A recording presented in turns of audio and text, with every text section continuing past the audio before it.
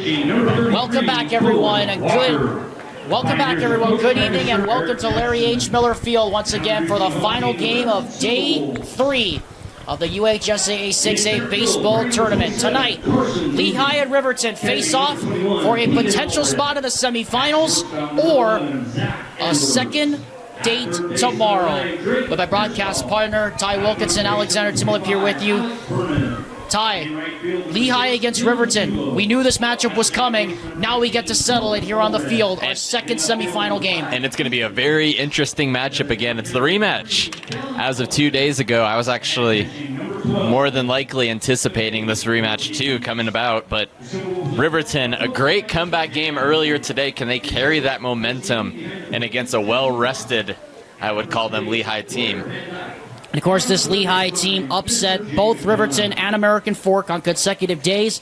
This is the team that Eric Madsen's put out in this first potential double elimination semifinal game here tonight. Ozzie Williams at second bats leadoff. Mays Madsen 4 for 7 in 2 games here at Larry H. Miller Field. He bats second. Boston Draculich is in left field. He bats third. Cleanup is held by D.H. Kolyabara. Catcher Brandon Manukin, who had the 2-out RBI single to bring home pinch runner Devon Eka to tie the game last night. He bats fifth. Cooper Williams bats sixth. Dawson Brown seventh in right field. Tanner Heaps, the first baseman, eighth. Gavin Yates in center field bats ninth. On the other side, Jay Applegate's put forth the same lineup basically as the first game of the day. Carson Moody, Caden Allred, Zach Edwards, the top three. Drake Pearsall, Alex Vernon, and Dylan Zulo, who did so much damage in that first game against American Fork, bat 4, 5, 6, respectively. Cohen Allred, Easton Hicks, Dallin Ellison line out the order. And the pitcher to face the Lehi Pioneers is McCade Ortiz. Of course, the starting lineups are presented by Heidemann and Associates, just like how coaches need to get teams assembled on the diamond to get the job done. Heidemann Associates has assembled a winning team for you, the client. It is 7 o'clock p.m. local time here at Larry H. Miller Field. The rematch, Lehi and Riverton ready to go. And McCade Ortiz kicks and fires, and the first pitch of the night is outside for ball one. Well, this is prime time at its finest, Alex. The well-anticipated matchup rematch as of 2 days ago. That one is high. It's the 4 and the 5 seed. 2-0 pitch. That one is inside and low, 3-0. 3 balls and no strikes now to the leadoff man, Ozzie Williams. Here's the 3-0. And a 4-pitch walk issue to begin the game. Down point for 7, Mays Madsen. And things just got really interesting now. Here comes Mays Madsen. Like we said, 4 for 7 in the 2 games he's played here at Miller Field. Had the single last night to kick off the rally that ended up winning the game for the Pioneers. And what will arguably go down as one of the greatest games in Utah high school baseball history. American Fork was dominant. They were in control for most of the game. But Mays Madsen singled up the middle, came around to score on the RBI double by Kolyabara. And then an RBI single by Brandon Manukin tied the game, and then everything went ballistic from there for the Lehi Pioneers. Check throw back to first, in quickly as Ozzie Williams.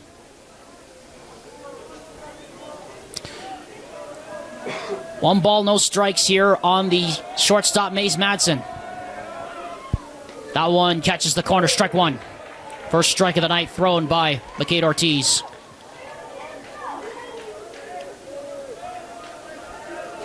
Well, the guy who leads his hits, or leads his team in hits, you would kind of want up at the plate in this situation, too. You got a base runner on.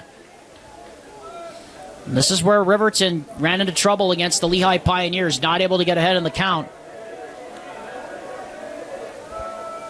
2-1 pitch. That's outside, 3-1. So McCade Ortiz in danger of losing both of the leadoff men here at the top of the first. And already we have movement toward the bullpen as this is on the corner for strike 2. Rocky Downs is already on his way out to the bullpen. This cannot be a good sign. Check throw back to first and in quickly as Ozzie Williams. All these are the full counts that you can't really get away from you. You don't want Lehi to get a guy in scoring position early and 2 outs. 3-2 pitch coming. Runner goes, and the ball hits Madsen.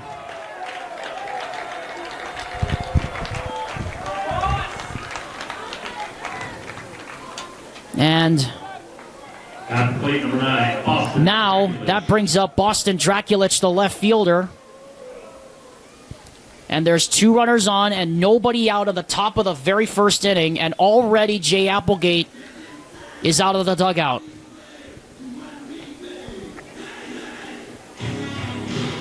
Again, Rocky Downs is on his way to the bullpen. He's in the bullpen right now, stretching and tossing, but he's not warming up as of yet. I mean, Ty, as a Riverton fan, you have to be thinking to yourself, we can't be doing this to ourselves again. Right, exactly. I mean, you already died by the sword once. You wonder if the same factor could become an issue, too. Already, no outs. An unfortunate hit by a pitch was dealt to Mays Madsen, so he's over at first now. But if you think about it, Lehi is just 1 swing away from already taking the lead. Just like how Corner Canyon was in our earlier game in the semifinals.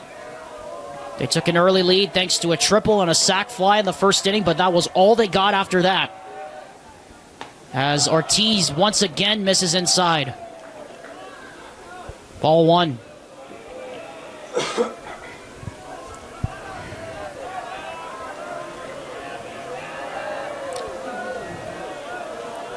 One-0 pitch. That one's right down the middle, strike 1.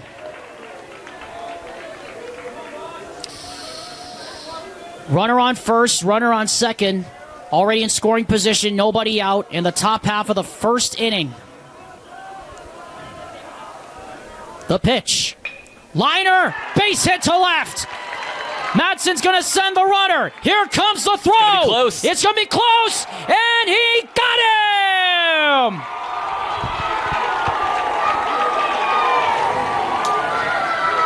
Oh, Dad, we're there. They got him there. And they might get him there, too. No, runner goes to second.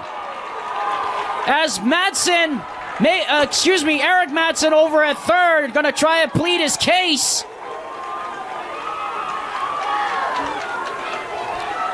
He's going to try to plead his case that the runner was interfered with what he was trying to get to the bag. Third base umpire is listening to him, but right now, as it stands, there's 2 out on a unbelievable 7-2-5 double play. Well, what a change of events that was.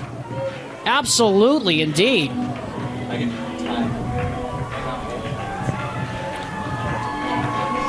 Eric Madsen still pleading his case. And here comes the umpires. They're going to put their heads together. As Mays Madsen trots off the field, as it stands right now, a 7-2-5 double play.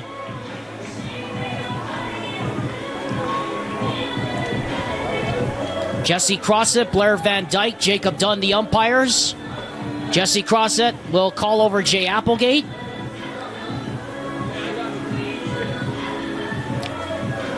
What a change of events. Well, remember when I said they were 1 swinging away from taking the lead? I'll try. Try now. One swing away from getting out. So Crossett has made his decision. It stands. It's a 7-2-5 double play. What a start to this game. Fireworks already.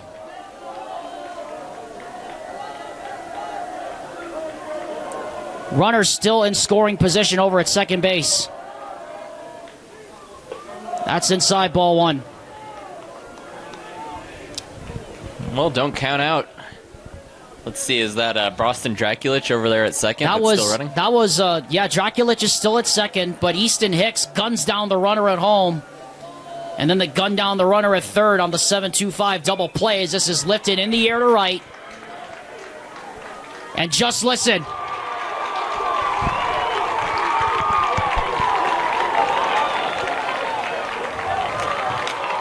And Pioneers score no runs on 1 hit, no errors. 7-2-5 double play. The Lehi Pioneers do not score in the top of the first. We head to the bottom of the first. Riverton coming to bat. Here we go, folks. This is it. Welcome back to the bottom of the first inning. I mean, I say here we go already because we've had some fireworks already in this first inning of the semifinal between Lehi and Riverton.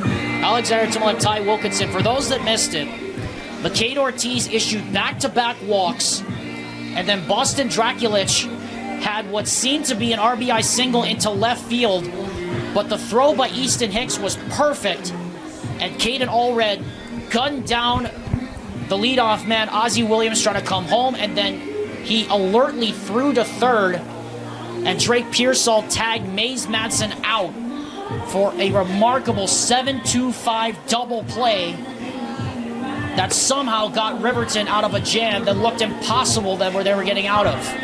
Well, it's very true, Alex. That throw, I don't think it was exactly the right decision to send, let's see, who was that? Was that Ozzie Williams to go home, which was followed by, of course, Mays Madsen out there in the throw to third, but that was a short hopper going right through the second and third base side that, well, in my personal opinion at least, Easton Hicks pretty much just had a, or sorry, not Easton Hicks, that's, Boston Draculich already had a run-up on it.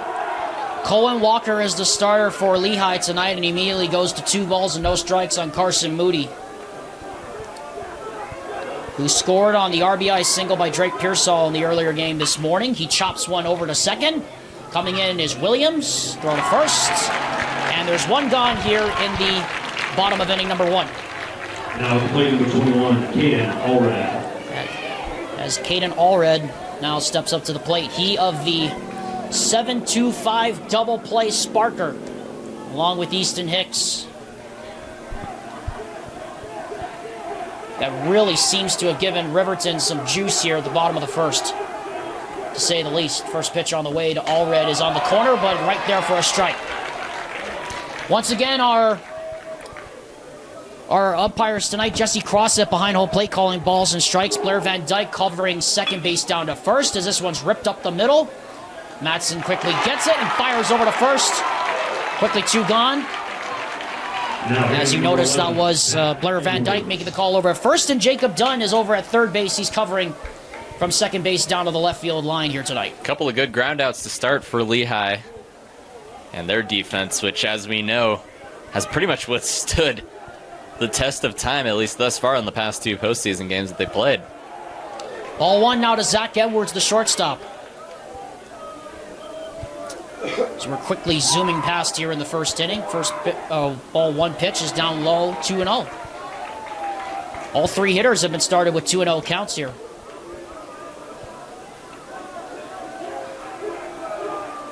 Two-0 pitch.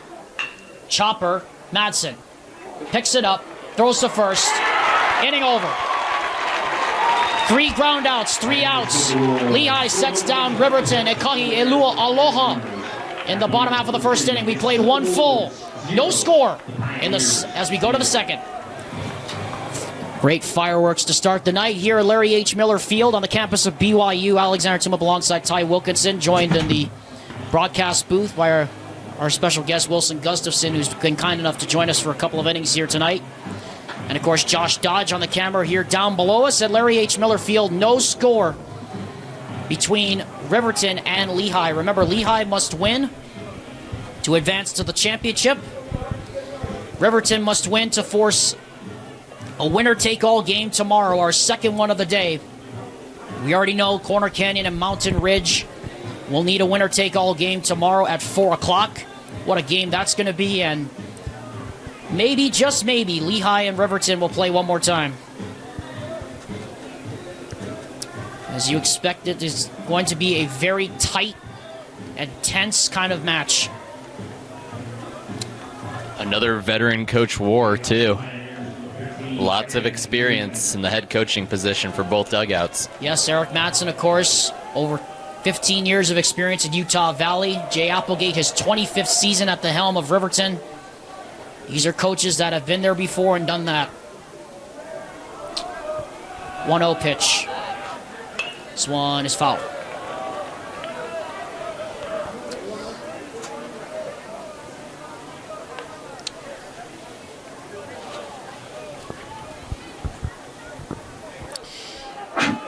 Shout out to the Mountain Ridge Sentinels baseball team. Some of them are sitting right below us here in our press box perch. That one is inside, 2 balls and a strike now. That one looked like it just missed the inside half of the plate. Mountain Ridge, of course, who just defeated Corner Canyon in the first game of our semifinal doubleheader after surviving an elimination game with Fremont earlier this morning in dominant fashion. Exploding for 8 runs in the bottom of the 5th inning, sent 12 batters to the plate to knock out the Silverwolves. 3-1 pitch. Swing and a miss on the changeup, full count.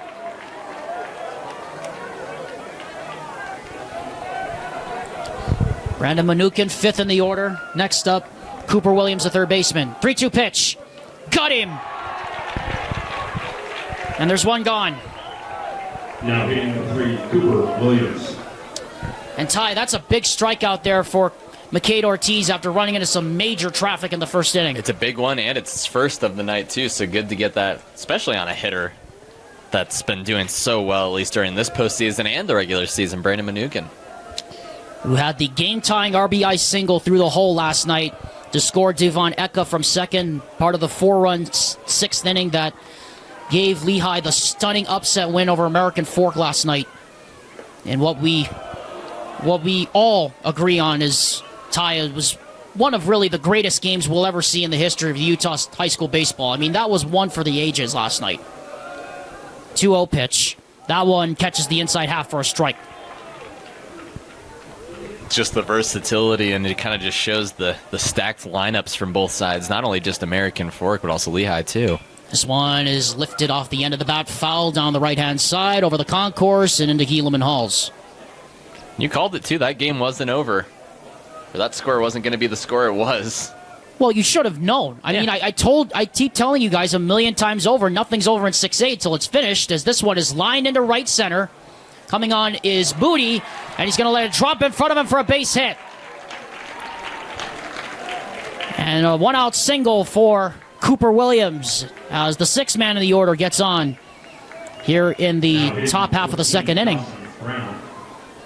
Just wonder if Moody maybe misjudged that a little bit coming off the bat. That one was dropping, I think, faster than he thought it was going to.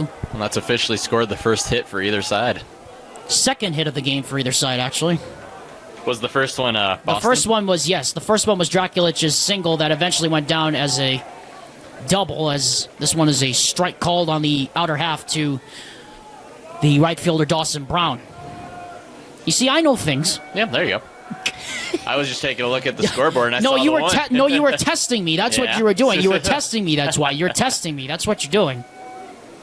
You're testing my vague knowledge of these things that I keep stacked up in my head, like books in a library or something like that. Oh, there you go. You got your bookshelf. Yeah, my old dusty, rotten bookshelf, that is. 1-0 pitch. Check throw back into first, and safely there is Cooper Williams. Well, this Lehi team can run, though. A very speedy team. Eric Mattson loves to take risks, and they love to steal bases. A 1 pitch. This one is in the air to right center. Towards the gap. Zulo comes over. He makes the catch. And he'll throw back in quickly. Runner will be held at first, and there's 2 gone here in the top half of inning number 2. That'll bring up the first baseman, Tanner Heaps. He'll be followed by the center fielder, Gavin Yates, in the on-deck circle. How about that bottom of the order for Lehi? I mean, both the bottoms of the orders for these teams have just been doing damage up and down the field all week long, it seems like. Good off-speeder there from McCade Ortiz. Froze Heaps there for a strike.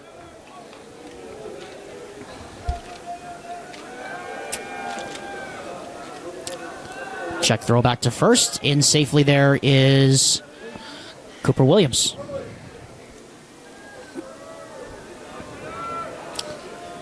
As expected, a lot of purple in the stands here tonight at Larry Miller Field. Swing and a miss on the changeup, 2 strikes.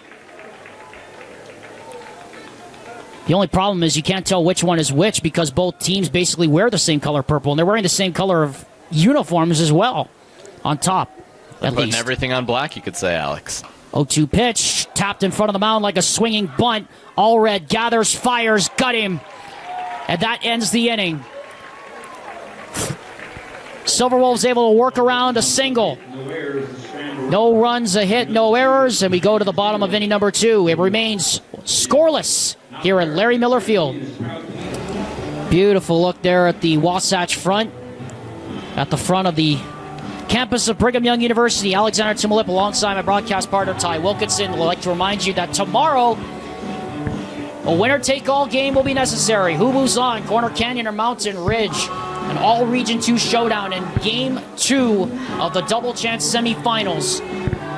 Only one team and one ticket available to the finals. Who will punch it? Find out tomorrow, 4 o'clock p.m. on the Rewind Sports Network. Meet and Ty Wilkinson on the call. Mountain Ridge, of course, victorious earlier today, 3-1 over Corner Canyon. A stellar performance by Grayson Riding out of the bullpen. 4 strong innings getting the win, allowing no hits through the final 4 innings and just 2 base runners. He was simply sensational out of the bullpen. Drake Pearsall leads off the bottom of the second and quickly goes behind 1-1. Here's the pitch from Walker. That one's in there. Good pitch right there. 1-2.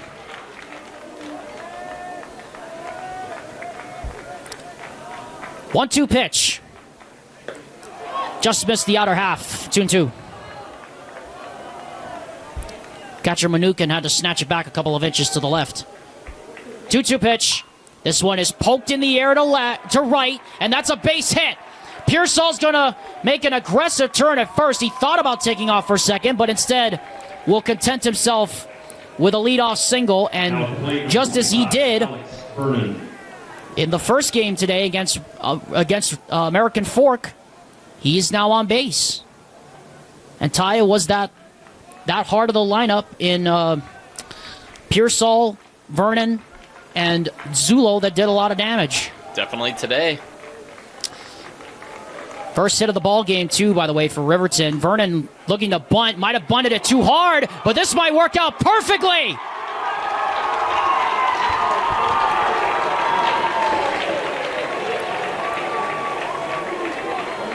Boy, Ty, I thought he bunted that too hard. It looked like it was going to have a chance to get 2 out of it, but it rolled just enough on the turf for him to beat it out. Yeah, definitely. It caught that close to the edge of where the mound kind of enters into the green turf territory. May have had a little rolling effect.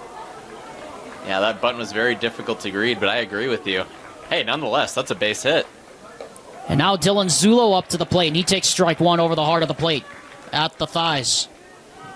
You know, with a really quiet first inning, already 2 base runners on 2 hits, no outs. Cohen Allred stands on deck. Easton Hicks, the left fielder, in the hole.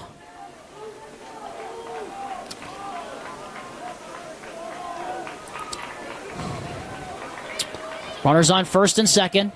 And the pitch. Swing and a miss right into the glove of the catcher. 2 strikes now on Dylan Zulo.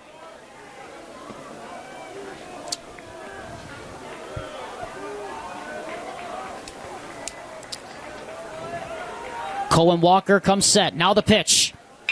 Ground ball off his glove. Step on the bag for 1. Throw to first. In time. 6U3 double play. Initiated by Mays Madsen, and there are 2 gone. Well, initially went off the glove, and then Mays came in. He said, I got it. Don't worry. He steps on the bag himself. I mean, that man is just possessed right now. I don't know what's going through his head. Literally, he's everywhere. I mean, even Tanner Heaps on the throw was surprised he threw a strike. I mean, that was a perfectly executed 6U3 double play by Mays Matson. You can't do it any better than that. Runner at third now, 0-1 pitch. Good pitch, catches the corner, strike two. You get the sense we're just in the beginning of a heavyweight prize fight here tonight at Larry Miller Field. Definitely a different outcome from the first matchup. 0-2 pitch. Tapper in front of the mound. Throw to first. Inning over. One hit in the inning. No base runners left. We now head to the top of inning number 3. Lehi and Riverton still scoreless. We'll get a look at that crowd right there. You see some of the Mountain Ridge Sentinels baseball team sitting right in front of us here on the front side. And Ty, as you look around Larry H. Miller Field, as Josh Dodge, our camera guy, is panning right now, it's a whole bunch of purple. It's very true. Lehi, talk about a crowd showing for them. I mean, thinking the games that we've called during the night, they've been the most attended, I feel like, for this Lehi program and the games that they played. And you know that's got to make one Quincy Lewis very happy because, of course, shout out to him, good friend of Rewind, of course, took over as the full-time athletics director this past month. Don't know if he'll coach again, but if it was the last time we've seen the last of Coach Quincy Lewis, which I know it probably isn't, Coach, we respect you on an outstanding career as we have a swinging bunt strike to start off the top half of the third inning as the appeal to first goes to first base umpire Blair Van Dyke, and he says, yes, he went. 0-1 pitch. That one is downstairs and outside, ball one. To the center fielder, Gavin Yates. Pitch coming from Ortiz, grounded foul up the third baseline past Eric Madsen. Well, Gavin Yates, the 9-hole hitter, but he's also a crucial reason why Lehi was able to come away with that unbelievable win against American Fork. That one's high and inside, 2 balls and 2 strikes. I mean, the defense for Lehi is just not getting enough credit, in my opinion, as the 2-2 pitch is lifted in the air towards the left center field gap. That ball's going to be big-time trouble. Turning for first, heading for second, and getting there ahead of the throw is Gavin Yates. He's in there with a leadoff double.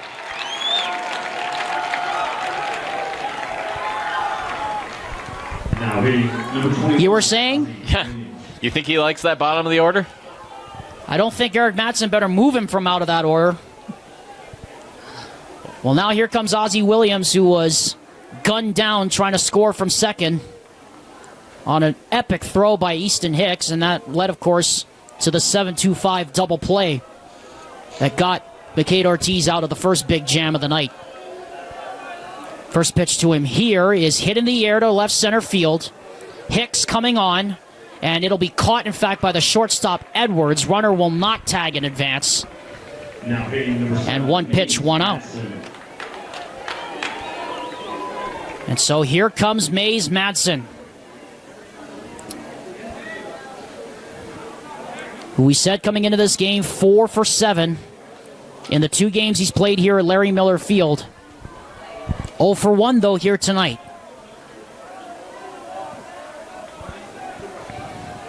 But he still has plenty of power left in him. We know that for sure. That one is a good strike on the off-speeder. 0-1. It's a good slider. I still don't understand how you guys are able to pick, you baseball brats are able to pick up pitches like that off the hands. I still don't understand it. 0-1 pitch. That one is outside. 1 ball, 1 strike. I don't have quite the eyes to see the laces on the ball.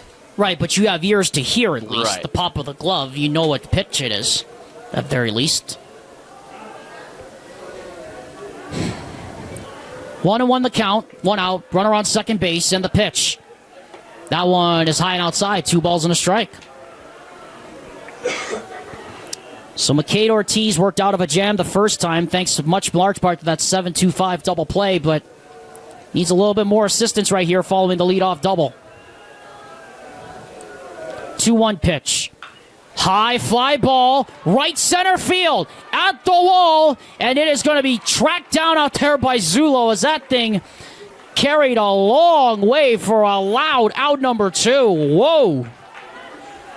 At plate number 9, Austin Draculich. I mean, any other ballpark in Utah, that thing would have been 7 rows deep into the yard. Well, you're telling me, holy cow. I mean, that thing was smoked, and it still didn't have enough. The wind is blowing from right to left field, so maybe it knocked it down just a little bit out there on the warning track. First pitch coming to Boston Draculich is in at his thighs for a strike. Runner on third base, 2 out. 1 strike the count on Boston Draculich, the left fielder. McCade Ortiz waits, fires. High fly ball to left. This one going toward the gap. And this one is going to be tracked down out there on the run by Easton Hicks. And that ends the inning. A couple of loud outs here in this top half of the third inning. But after all of that drama, we're still scoreless through 2.5 innings here on the Rewind Sports Network. Back everyone to the Rewind Sports Network and our coverage of the UHSAA baseball semifinals. We already know there'll be one winner-take-all game necessary tomorrow. Corner Canyon against Mountain Ridge. Will we have a second one? We're about to find that out in just a second. We also want to remind you tomorrow there's a boys soccer final triple header coming up tomorrow. What a lineup we've got. 4A final between Murray and Ridgeline. Wasatch going for a repeat against Roy. And American Fork against Riverton. Number 1 against number 2 in 6A. Catch all the action with Alex Napolis on the call tomorrow starting at 10 o'clock a.m. live from America First Field. Only on the Rewind Sports Network, your home for all UHSAA championships. Alexander Timolip, Ty Wilkinson from the Cy and Betty Kimball broadcast booth here at Larry H. Miller Field. Ty, as expected, this has been a tight, tense, defensive game. It really has for sure. Shout out to the outfield, by the way. Me and Wilson were talking about this during the break, is the outfield of Riverton and just the deep flyouts that Lehi had 1 through 3. I mean, all of those were pretty much deep flyouts. One from Mays Madsen, the other one the opposite direction from Boston Draculich. That's, keeping Riverton, and more so I should say keeping Lehi from scoring. Dallin Ellison, now the 8th man of the order, will come up. There was another typo on the lineup card here given to us as that ball is high, 1 ball, 1 strike. Easton Hicks follows him, the left fielder, and soon-to-be missionary in Salta, Argentina. And the Utah Tech football commit will come up to the plate after Dallin Ellison. 1-1 pitch. This one is tapped weakly foul back to the on-deck circle in the direction of Hicks. Good barehanded scoop over there by the left fielder.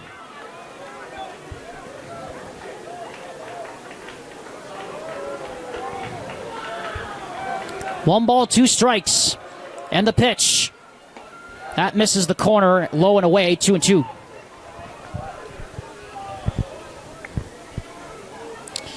Well, Dallin's a big boy, but he knows how to work his pitches. 2-2 pitch. Once again, top foul. 6th pitch of the AB coming up here for Dallin Ellison. Well, as I mentioned, football player. And he's attained that wrist injury. Yeah, he's a big kid, too. Right. He's only played 6 games. 2-2 pitch. That's a 58-foot breaking ball that bounces up at the carpet.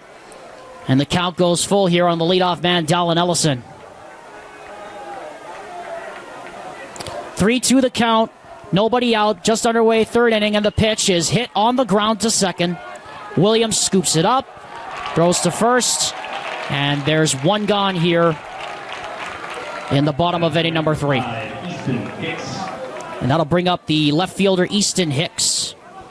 Like we said, committed to Utah Tech to play football and will also serve a mission for the Church of Jesus Christ of Latter-day Saints in Salta, Argentina, coming up at the end of June. Like to wish him luck. Not the only one, of course, of a good friend of Rewind who will be serving a mission, of course, Diego Mulford. American Fork graduate today. He'll be serving a mission. Jared Shepard, American Fork, he'll also be serving, as will a number of other people that we've gotten close to on Rewind over the years. Including one yours truly over to my right-hand side. Heyo. Yeah, don't toot your horn there too much there, buddy. 2 strikes now the count on Easton Hicks as he swings and misses with that changeup. Nobody on, 1 out. Bottom half of the 3rd inning. 0-2 pitch. Cut him. Almost. Didn't hear the pop of the glove as it hit the ground there. Sorry. Well, did you hear the foul tip? I heard the foul tip, yes.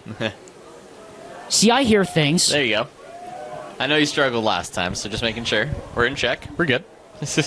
I hope so. Otherwise, I might be looking for work here soon. 1-2 pitch. That one got him. And there's quickly 2 gone. Second K of the day for Colin Walker. Carson Moody now will step into the batter's box. Led off the game with a ground out, as was all 3 of the top of the order for Riverton. All 3 grounded out to either second or short. This time Moody takes ball 1 in the carpet, as Mnookin had to pick it out of the rug. Moody again has given a pretty big option out there in the infield. Another good gap. 1-0 pitch. Grounded up the middle. Now has said there's the base hit right into the middle of that Y logo in center field. And a 2-out single for Carson Moody in the 3rd hit of the ball game for Riverton. Must have heard me. I didn't know I was talking that loud. Is that 3 times already tonight you've been caught talking out loud? Yeah, maybe. Either I tell the future or... You don't tell the future. You're not Tony Romo, yeah, buddy. Very true. You are far from anything but like Tony Romo. Because at least you know when you're shutting your mouth. Yeah, there you go. Runner goes. Throw down to second. That's going to get into center field. Throw was a little bit late there from Brandon Mnookin. By the time he got there, Carson Moody was already 3/4 of the way to second. Well, how about that veteran play out there by Mays Madsen to prevent the run over to 3rd, too? He was also well anticipated. Pretty much knowing that Ozzie Williams was going to be struggling with the throw from Brandon Mnookin behind the plate. 0-1 pitch coming to Caden Allred, and then misses away. Ball 1. Runner in scoring position once again with 2 out. 3rd time in 3 innings, and Riverton is 0 for 3, and also Lehi is 0 for 3, as this one is chopped towards short. Madsen picks it up, throws to first. Close play at the bag, but they got him by a step. And that ends the inning. 1 hit in the inning for Riverton, and once again, no runs. We played 3 complete innings. We are still looking for our first run of this game. Well, there's the story of the game, at least so far. Alexander Timolip and Ty Wilkinson here in the booth at Larry H. Miller Field. Donuts in the first 3 innings, except in the hits column. 3 hits each, 1 in each inning for both the Lehi Pioneers and the Riverton Silverwolves. And we're joined now in the booth, as I said, by a familiar a voice that I think a lot of people would have wanted to hear this week, but at least we're here for a couple of innings. Wilson Gustafson now joins me alongside relieving Ty Wilkinson for a little bit. And Wilson, you and I were talking with Ty about this. This is some high-level baseball we're seeing right now. This is really good stuff. Absolutely. Yeah, I've been super impressed, especially with the defense on both teams. I think, like, for Lehi, led by Mays Madsen, they've had an outstanding defensive presence, only to be topped by Riverton. Like we talked earlier, Ty mentioned their outfield's been playing really well. Reading balls, especially earlier on, whenever the sun was kind of coming over. So it's just been fantastic to watch. Now, hopefully, maybe we'll get a little more excited with some hits and with some offense, too. Well, we're going to have 4, 5, 6 here in this this top half of the 4th inning. We're already halfway through this ball game, which has been zipping along here this evening, as most of our games have been through the last 2 days or so. Cole Ybarra, the DH, will lead off against McCade Ortiz. Top half of the 4th inning, no score between Lehi and Riverton, and as you can tell by the time when the innings get later, the heart rates are going to start going up. especially here in the broadcast booth. As a lot of people heard and saw last night. Here's the first pitch from Cade Ortiz. Pours it in right at the knees for a strike. Good pitch. He's been hitting his spots here a lot early and often here since that rough start in the game. This one, though, misses away on the corner. Had to snatch it back a couple of inches to the left. Yeah, really attacking that outside corner, trying to force him to go the opposite way. All the hits have seemingly been to the opposite way for Lehi in this game. As this There it is. Driven in the air to right. Now has said. Zulo is under it. And Nice he puts play. the big mid up and makes the catch. One gone here. Just like that. As Brandon Manukin now steps in, and Wilson, like we said, Manukin last night, the engineer of that RBI single that tied the game, sending home pinch runner Devon Eka, And that was against American Fork, right? and that was against American Wow, Fork what a last game. night. That was, and I think you'll agree with me, Wilson. I mean, Ty and I were talking about it. That will honestly go down as one of the best games in Utah high school baseball Yeah. history. I'm not super familiar with the history, but from what I've heard, it sounds like it was incredible. It really is incredible when you think about it, too, that Lehi's beaten Riverton, or American Fork and Riverton in back-to-back days, and they beat them one more time here tonight. They'll go to the finals. Oh, yeah. Props to them for taking down two big dogs like that.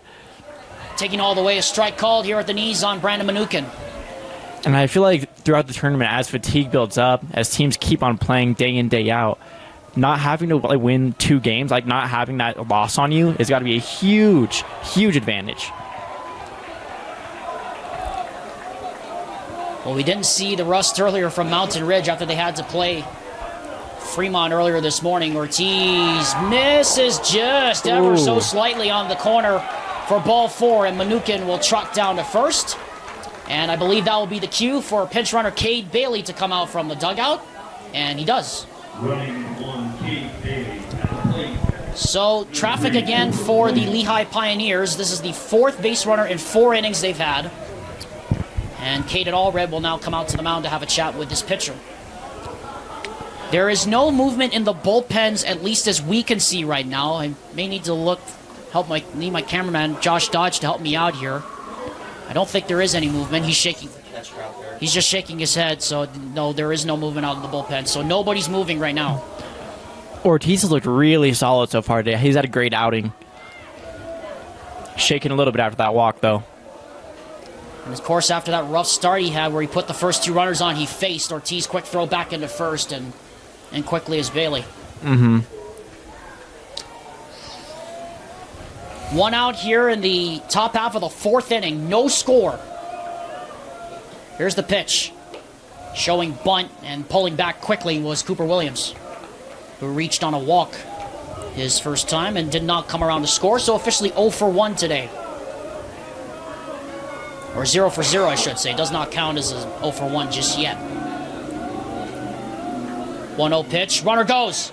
Throw down to second. Is it in there? Great throw. Got him! Wow. There it is. Defense shows up again. Caden Allred, you've done it again. He has a pop time, Ty said, of 2.03 seconds. I think that was less than 2 seconds to throw out the runner. Gunned down the pinch runner, too. And that's a speedy guy he just gunned down to in Cade Bailey. What a throw. 2 out now in the inning. That one hits the corner for a strike. 1 ball and 2. That hits the corner for a strike. Well, and keeping that runner out of scoring position, too. Not having to have the middle infielders hold him close, let him play freely. 2-1 pitch hits the screen. And just like that, it's 2 balls and 2 strikes. No runs, 3 hits, no errors for both sides. And each time there has been a base runner, they have been gunned down. This one tapped foul weakly to the backstop, as Williams just got the end of the barrel on that thing. 5th pitch of the AB coming up here. 1 ball and 2 strikes on the 3rd baseman, Cooper Williams. 1-2 pitch. Just missed on the inside corner. A little bit high right there, and it's 2 balls and 2 strikes. It's a lot of discipline. I'm surprised 2 strikes, so you're not swinging at that. As Home plate umpire having to communicate to the people upstairs to get the count right. Now here it comes. This one is grounded to third. Picked up. Throw to first. In time. Inning over. Nice play. Wow. Defenses have been the story of the game so far. There is still no score. We played 3.5 innings full as the drama builds at Larry Miller Field. If you want to avoid your AC breaking down this summer, the best thing you can do is stay on top of your AC's annual maintenance. But if you do find yourself with an air conditioner blowing hot air, Any Hour Services technicians service all brands, and they can usually get to you pretty quick. Call Any Hour Services or schedule online at anyhour.com. Whether you need maintenance, repair, or replacement, the technicians at Any Hour Services can help you keep your home comfortable all summer long. Call Any Hour Services or schedule online at anyhour.com. No one helps more homeowners than Any Hour Services.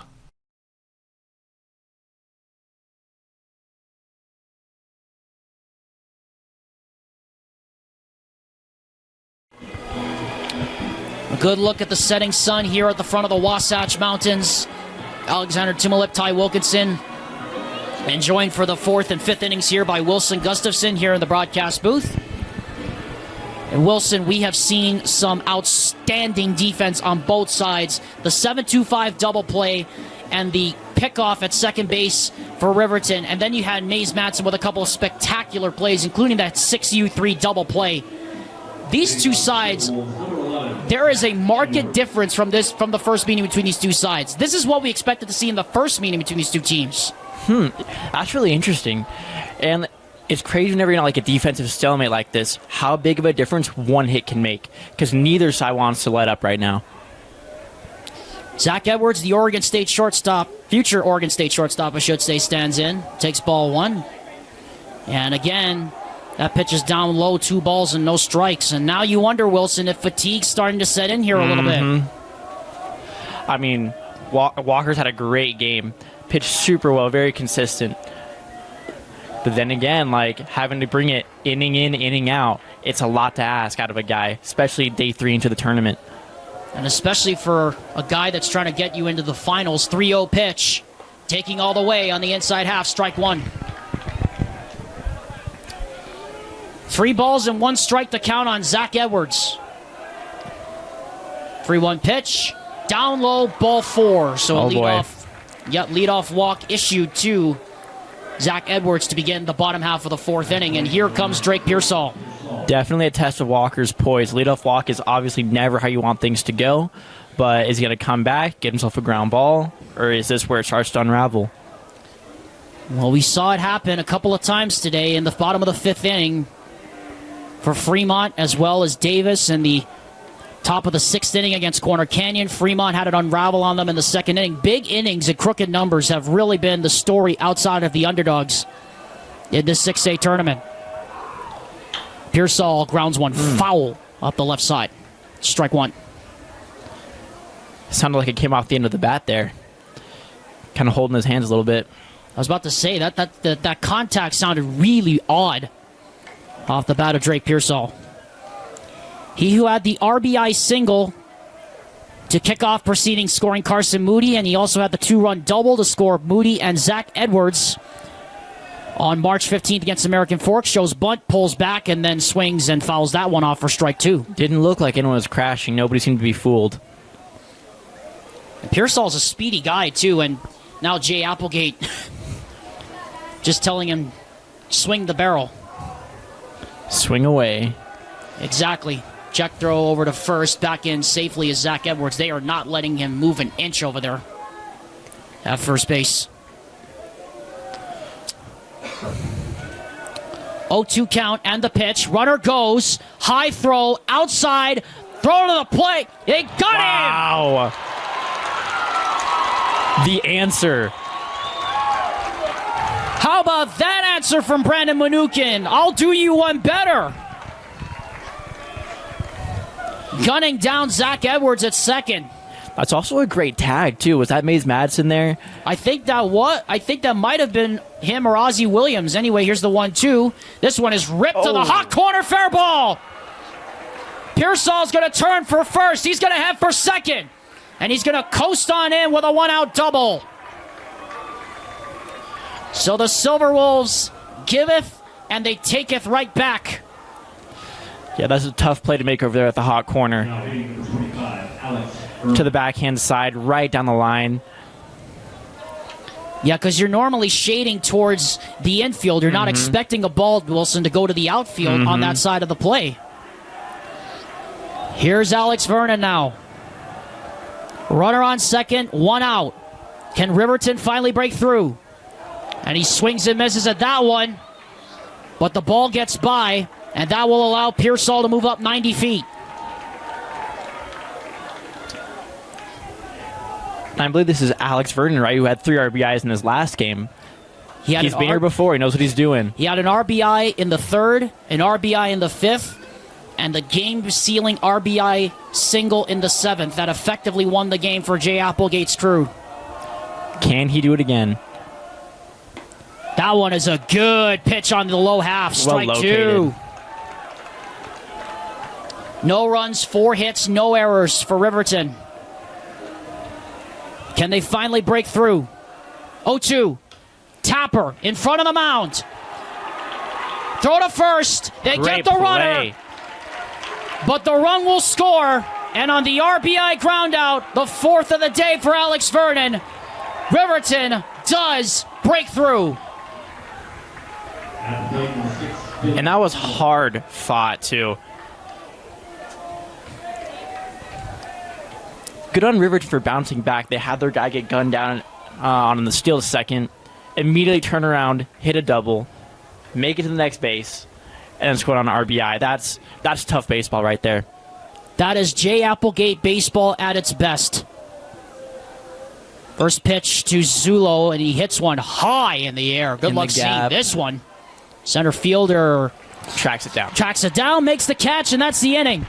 But the Riverton Silverwolves do score the first run of the ball game. They scratch across one on one base hit, and they leave no one on. We head to the top half of inning number 5. Riverton now in the driver's seat, up 1-0. The bright lights of prime time in Provo shining down on Larry H. Miller Field. Alexander Timolip alongside Ty Wilkinson, joined for the 4th and 5th innings here by Wilson Gustafson up here in the broadcast booth from the Cy and Betty Kimball press box on the campus of BYU. And so, Wilson, we talked about how that was Jay Applegate's scrappy baseball at its best. That inning is something I think former Long Beach State head coach George Horton would be proud of. That is a Long Beach State dirtbags-esque kind of inning. Oh, well, there's a lot of resilience that we saw right there, right? Like, sometimes things are never going to always go your way in baseball, but you just take the next at-bat, you do what you can. That's exactly what Riverton just did. And it got him a run. 7, 8, 9 in the order now to lead off the bottom of the top of the 5th inning here for the Lehi Pioneers. First pitch from McCade Ortiz is high and behind the head of the leadoff man. Boston Brown 1-0. He flied out his last time up. 1-0 pitch. That one comes in and almost nearly nicks his chin right there. Almost shaved off that facial hair. There's a big gap out there in left center. Center fielder's shaded over towards right. This one is grounded to short. On 2 hops, Edwards throws over. Throw in the dirt, but good pick over there by Vernon. And there's one out here in the top half of the 5th. Couldn't quite get any lift on it. And you have to think, though, Wilson, this is a marked difference from what Jay Applegate and we saw in that first game against Lehi. This is a much different team we're seeing here tonight. Yeah, very polished, very clean baseball. Fun to watch for sure. This one is hit towards the hole. Good pick by Edwards. Throw to first. Not going to get him, and that's going to bounce over. But coming over to cover is the catcher, Allred. I believe they're going to score that in E6 on Zach Edwards. And that's a tough play to make as a shortstop. Yeah, right? that is Like a really tough play. Rolling to your backhand side, throw on the run, speedy guy. Even if he does scoop that, he's still safe. He had him beat by a few steps. So they haven't officially put it up on the scoreboard, but on our scoreboard on the computer here, we're going to put it up as an error on Zach Edwards. They officially scored it as a base hit, so we'll go in and correct that. This one is lifted in the air to right. dropping towards the line and caught over there. Good catch there Nice by Allred as he loses the hat. Shows off the flow as well, and quickly 2 out here with a runner on first. Little snow cone action on that one. Yeah, it almost popped out of his glove too as Dylan Zulo and Alex Vernon were trying to chase back over that way as well. We had a collision in that Corner Canyon game earlier today where the shortstop and the third baseman ran into each other, didn't call each other off. That's right.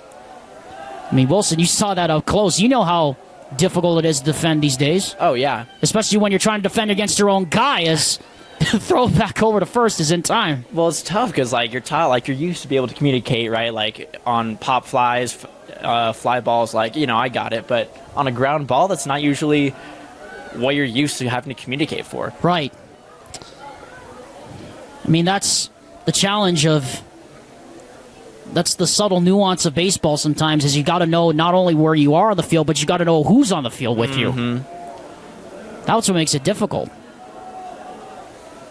1-0 pitch. Runner doesn't go. Strike called right at the thighs. Really intrigued by how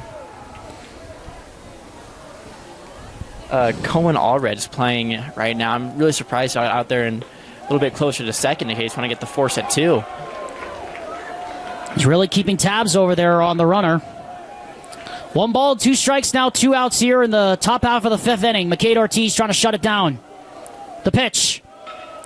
I think he tried to go with a pitch out there, but it went over his head almost. 2 balls and 2 strikes as the third base umpire will shift over to the left.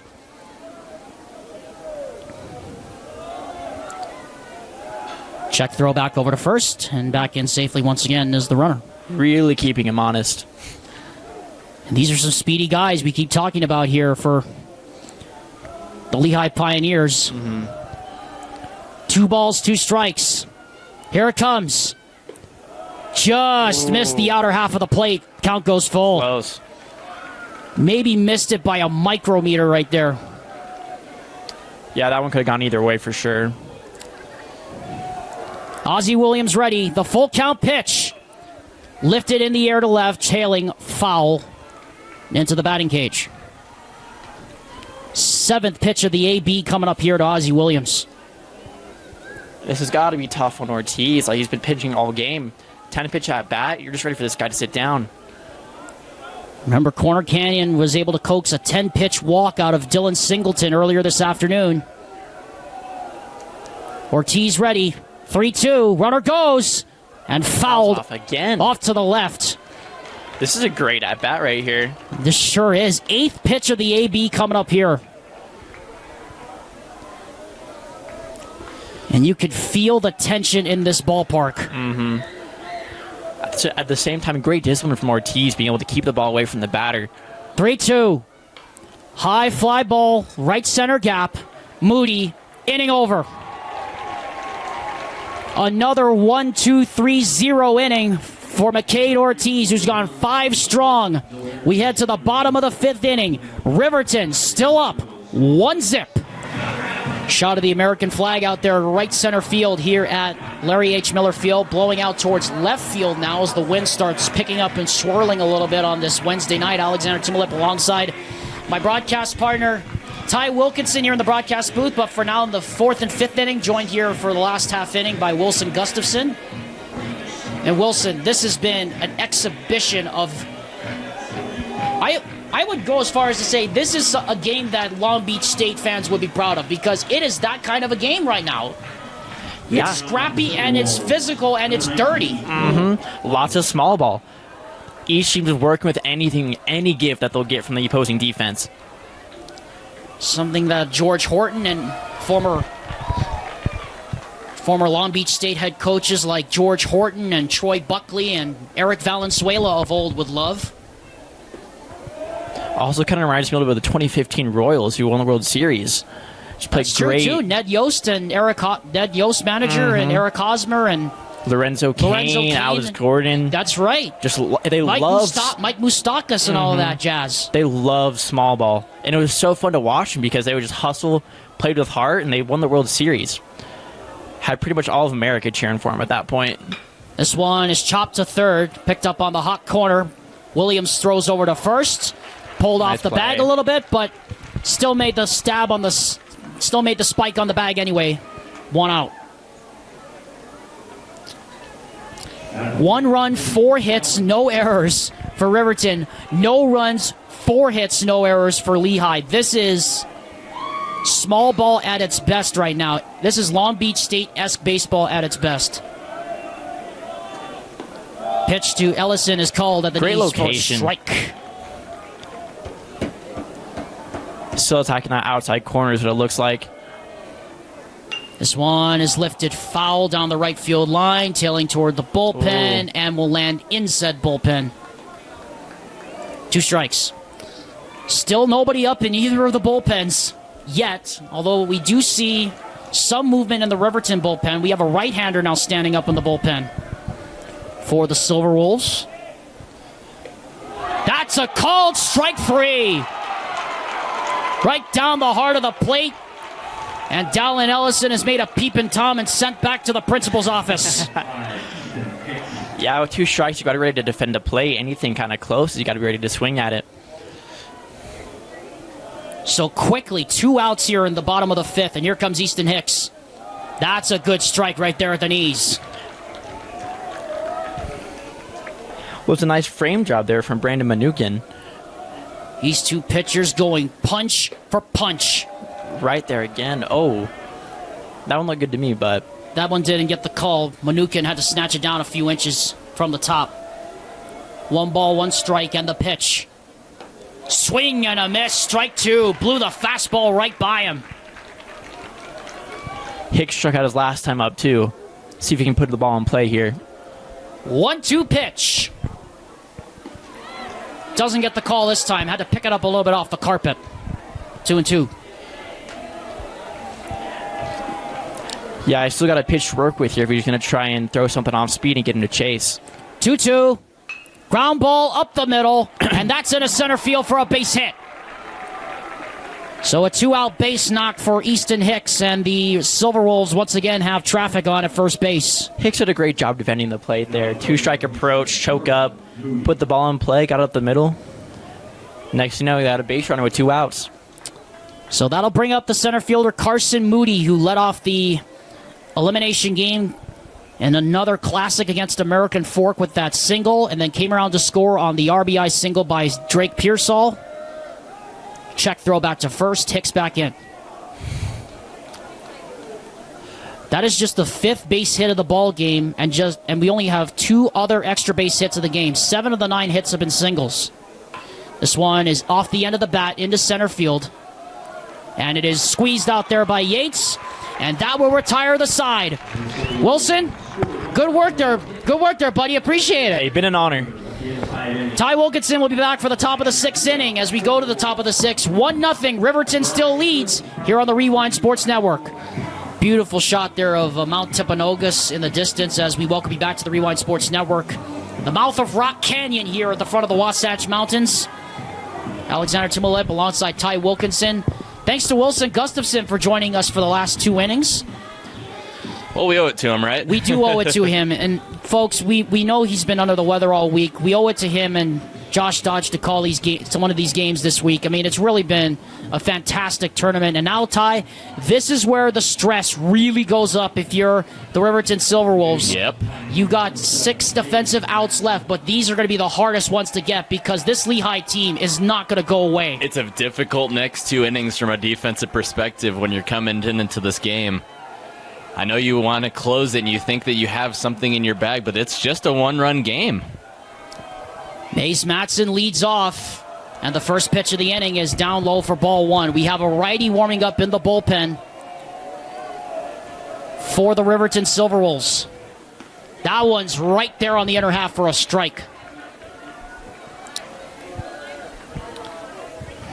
1-1 pitch on the way. Lined into right field. That's a base hit. And Matson gets on once again.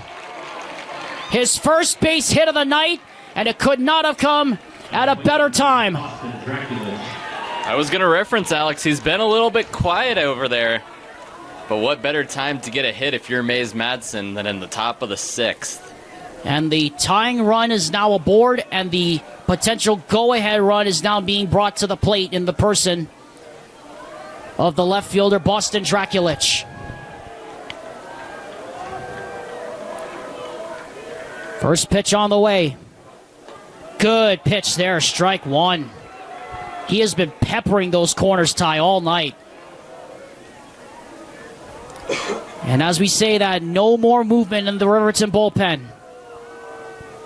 Check throw back to first. Madsen in safely. And it's safe to say, Ty, Applegate's going to put all his chips in the middle of the table for McCade Ortiz. I wouldn't doubt it. I mean, you got to bet on black on this point, Alex. This is a dire situation that you're getting to, playoff baseball. Fly ball center field. Moody there on the top of the Y logo makes the squeeze, one out. And now the double play ball in question here for the Riverton Silverwolves defensively, as now Cole Ybarra, the designated hitter, will step to the plate. He'll be followed by the dangerous Brandon Mnookin standing on deck. And that was a better time than ever to reference. This was the moment when Lehi came back down from 2-0 this specific inning off of that. And we got a balk called. Huh. We have a balk called against the pitcher Ortiz, and the runner moves up into scoring position. You just referenced it, Ty. Potentially, this could be deja vu. Will it be? Shift is on over the left side. That's just the fifth balk that's been called this entire 6A tournament. What? And seriously, what a time for the third base umpire to call that. Exactly. Look back at second. The pitch. Line drive to left. Hicks. Base hit. The runner will come around. Madsen will score. This game is tied. It is deja vu.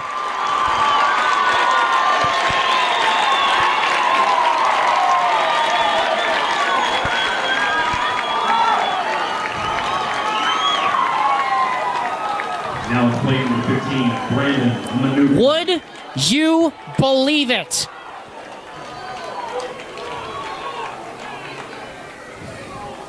Well. And time called here is Eric Madsen. Going to bring his catcher Brandon Mnookin over. And I wonder if he's going to think about sending out pinch runner Devon Eka again. He will. And here comes Jay Applegate out to the mound. Wow. Well, who's in the driver's seat now? We have a brand new ball game. That's all I can say. And we are going to have a pitching change. Dylan Zulo will be coming in from right field. That's the end of the line for McCade Ortiz. He went 5 1/3 strong, but unable to hold on. Will it be deja vu all over again for the Lehi Pioneers? The game is tied, and we are just getting started with the fireworks. Well, here we are now, Ty. Deja vu again.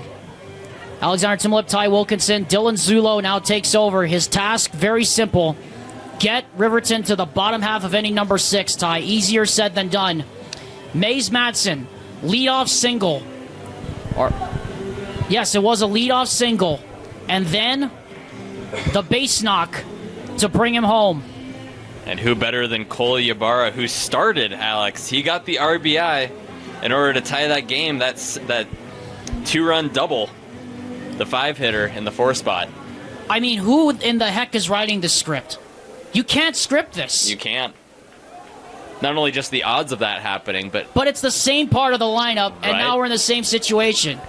But now it's a base runner, 2 at second with only 1 out, and here comes the big man. Brandon Mnookin. Here it is. Ball 1. And you can tell Zulo is going to be very careful with Mnookin here. Well, just watch out for this lineup. Cole Ybarra, a double last game. Mnookin the single, Cooper Williams a single, and then Dawson Brown with the triple. That's a good, crisp fastball there from Zulo. 1 ball, 1 strike. We remind you, folks, Madsen led off that 6th inning last night with a single. He was doubled home by Kolyabara, and then Manukin singled home the go-ahead tying run. This one is inside, 2 balls and a strike. It's a good eye right there. You know how difficult it is to lay off a pitch like that with a tie game, 1-1. 2-1 the count. Zulo's ready. Back at second, and the pitch. Ground ball to third. They will hold that runner. They'll catch him actually in a rundown. And they are going to get him. And now they're going to potentially get Manukin. Yes, they do! Unbelievable! And Pioneers scored 1 run, 2 hits, no errors, no stranded runners. In middle 6, Pioneers won the Silverwolves. Just when you thought the script was going to be rewritten, Zach Edwards says, I don't think so. We go to the bottom of the 6th. We have a new game. It's tied at 1. Entertained. Welcome back to the bottom of the 6th inning here at Larry H. Miller Field. Ty, what more can we say about this game that hasn't already been said?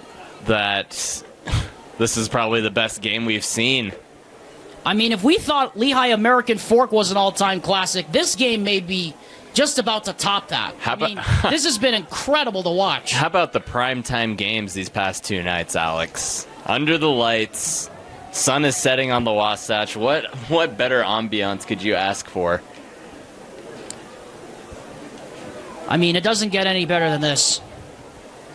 2, 3, and 4 in the order to lead off the bottom of the 6th here for the Riverton Silverwolves. Trying to force a decisive winner-take-all game tomorrow. Good pitch there on the inside half from Walker. These 2 pitchers, Cohen Walker and McCade Ortiz, have gone punch for punch. And now it'll be up to the bullpen the rest of the way to save it for the Riverton Silverwolves. Meanwhile, Lehi, Cohen Walker, it's up to him. This one is about a 58-foot breaking ball that bounces up to the plate. 2 balls and a strike, and you can hear it. And Josh Dodge is showing it right now. I mean, that Riverton dugout, I mean, they have been on the verge of jumping over the fence of the dugout every time through the last 5 innings. And I know you didn't see it, Alex, but Mays Madsen came out to the pitchers. Corin Walker, yes. To Corin Walker in the pitcher's mound. And every time that he's done that, he plays his captain role so well, these shortstops. At least in most of the teams that they have faced. But whatever Mays Madsen says out there seems to be calm and collective, at least as we've seen in previous innings past. 2-1 pitch, down low, ball 3. 3 balls and a strike. Reminder, there is no one up in the bullpen for Eric Madsen. There is movement now in the Riverton bullpen. It's Rocky Downs as Caden Allred draws a walk to begin the bottom of the 6th. And now here comes Zach Edwards, the man who initiated that 5-6 unassisted double play. Drops a bunt down foul. 5-6, 5-6, U is the way the double play was scored. The second double play turned by Riverton tonight. They have played some outstanding defense as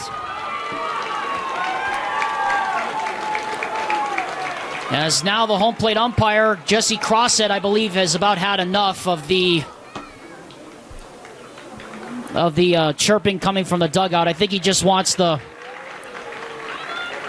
least the cheering to stop, or while the pitcher's in his motion. 0-1 the count. Check throw back to first, and back in quickly is Allred. You can feel the tension in this ballpark. Another check throw. Back in is Allred again.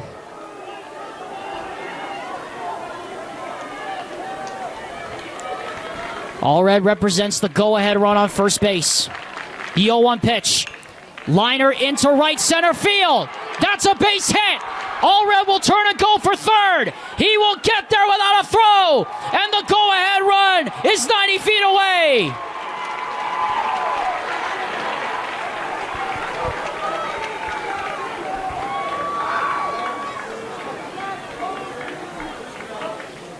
The leadoff walk, then the single, and now Riverton threatening again, and here comes Eric Mattson as we finally have movement in the Lehi bullpen.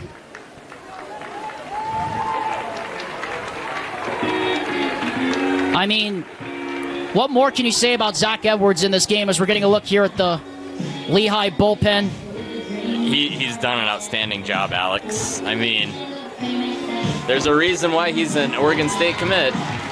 And here comes the pitching change. What a duel between McCade Ortiz and Colin Walker. Both will get a no decision. Who will get the win? Well, look who's on the mound. Mays Mattson, the senior captain, the junior captain, is going to take over here on the mound in the bottom of the 6th inning, Ty. I mean, you talk about a Tyler Matzek kind of moment for Mays Mattson. We are about to see it right now. I completely agree. This is Coach Madsen's decision at his finest. I mean, what else can you just can't write the script any better, at least tonight so far. This is absolutely incredible, an absolute show of defense. And now, dealt a pretty bad hand here. Runners at the corners, no outs. But can Lehi's defense prevail and perhaps prevent that extra leading run from scoring? Cade Bailey, by the way, comes in on the double switch for Mattson. He'll replace him at short. Mace Mattson has been the talk of the town for the Lehi Pioneers in this 6A baseball tournament. But can he find a way to get 3 out? But can he find a way to get some outs and keep this game right where it is? Trying to make sure that the lineup card is correct with the home plate umpire here. One of the assistant coaches for Jay Applegate down there trying to confirm all that. But Ty, you could feel the tension. It is so heavy, the tension right now in this ballpark. It is completely heavy. The reference to a pin drop. As here comes Eric Mattson now out of the dugout, and as the home plate umpire will communicate that the lineup changes. Again, the umpiring crew, Jesse Crossett behind home plate, Blair Van Dyke at first, covering up to second base down the right field line, and Jacob Dunn covering third base, and all the way from second base down to the left field line. Here we go.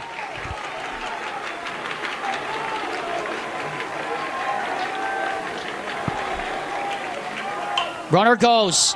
Popped up. Center field. It is caught. Yates has it. They will not send the runner. 1 down. Yates with the running lead, and I love the decision for the no send.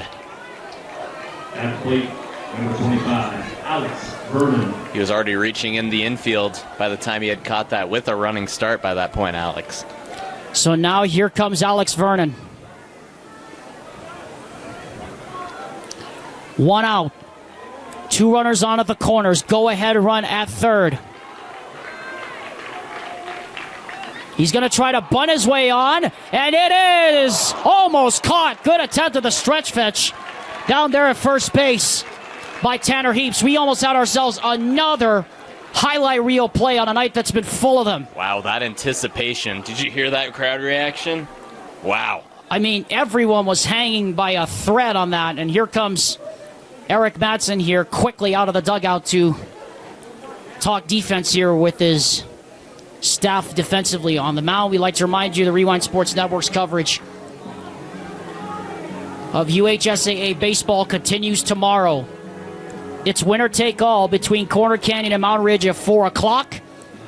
If Riverton can scratch across this second run and hold on in the 7th, they will force a decisive winner-take-all game with Lehi. Otherwise, if Lehi wins, the Pioneers will be headed to the championship game. Man, the thoughts and the words of a coach who has been in the moment multiple times. What do you say to your team in this situation?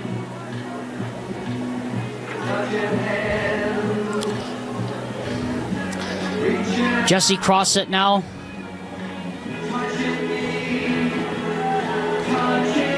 Lets us know that Eric Madsen has only one more mound visit remaining in this game. As Sweet Caroline trails off here into the tension of Alex Vernon. 0-1 pitch. Runner goes. Throw down to second. They will not get him. Edwards is in there safe. The runner moves up 90 feet. 2 now in scoring position. I was going to mention, Alex, the double play ball was in contention over there. Obviously, now the steal takes that out of a factor with 1 out now.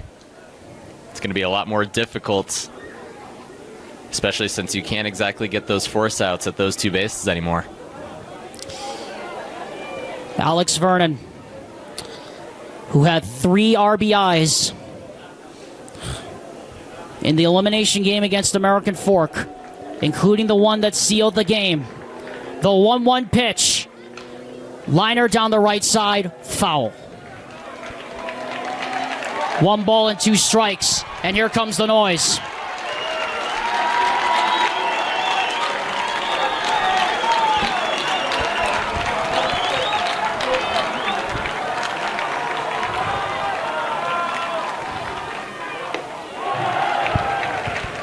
Two and 2.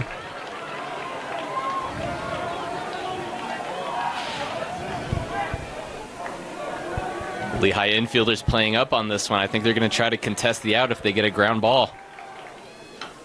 That is fouled off the inside leg of Alex Vernon. 2 balls and 2 strikes now remains the count.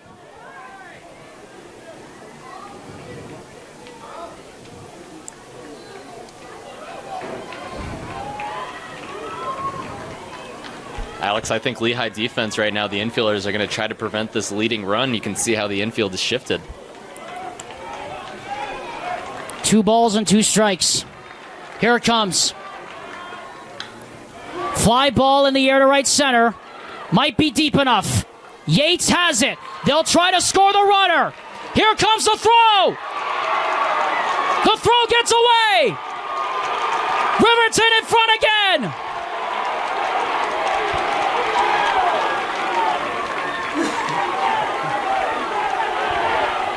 Whoa, what's going on here? Jesse Crossett, now we have a conversation going on at home plate because they feel that the tag was made, but the ball clearly got by. The ball was clearly rolling away from the... The ball clearly had rolled away from the catcher Manukin. I think they must have thought that Edwards didn't tag second base. Now remember, this is the exact same thing that happened to Riverton earlier today, except the call went their way, and so did it, and it so goes here as well.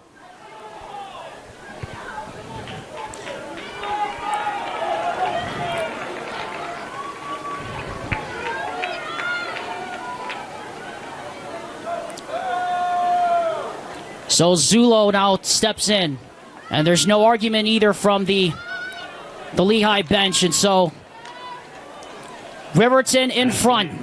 2-1. And an important insurance run down at third. First pitch to Zulo from Madsen. Catches the corner, strike 1. The fifth RBI of the day for Alex Vernon in 2 games as Zulo swings and misses, strike 2.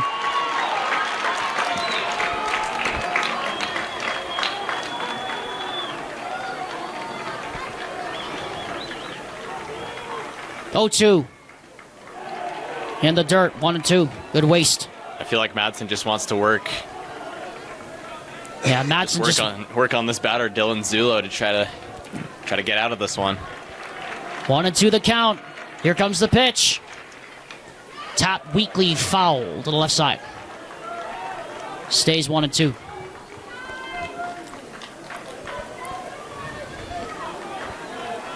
Fittingly, Caden Allred leads off the inning with a single, comes around to score on the RBI sac fly by Alex Verdon, his 5th RBI of the day.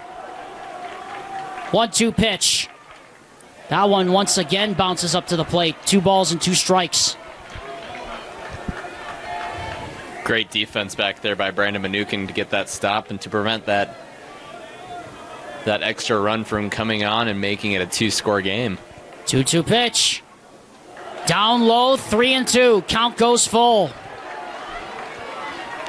There's another one that could have gone through the wickets of Manukin. He's a brick wall back there. Full count payoff on the way. Got him!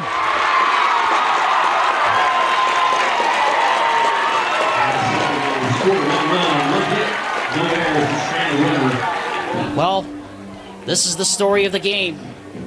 An inning and a game that Long Beach State head coaches like George Horton, Troy Buckley, and Eric Valenzuela would have been proud of. It is 2-1 Riverton as we head to the top of the 7th. Alexander Timolev and Ty Wilkinson. Ty, what a game this has been.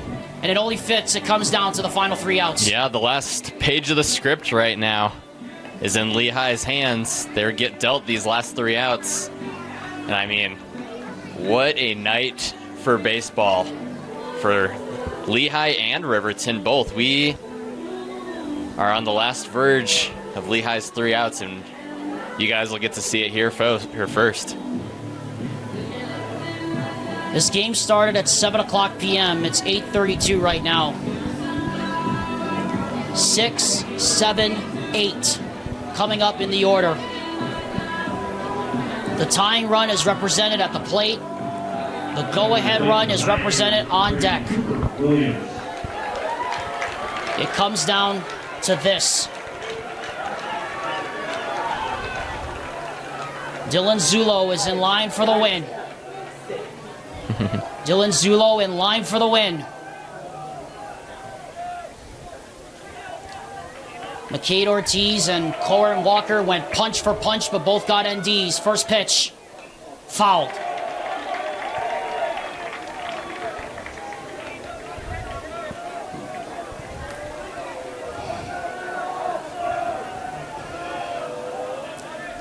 One-oh pitch. Ground ball to second. Picked up. Throw. Not in time. Tying run aboard.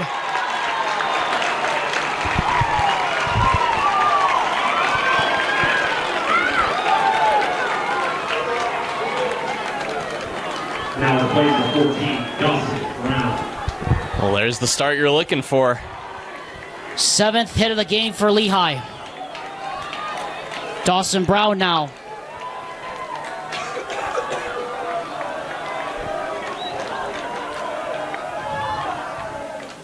Outside ball 1.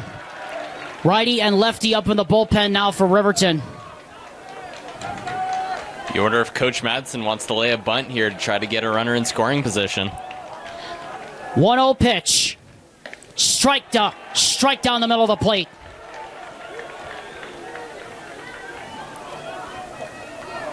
This crowd hanging on every call made by home plate umpire Jesse Crossett now as Caden Allred will come out to talk to his pitcher Dylan Zulo. Dylan Zulo, the Salt Lake Community College commit. Again, we have movement up in the bullpen. It's a 2-1 count. With the go-ahead run at the plate and the potential tying run on first.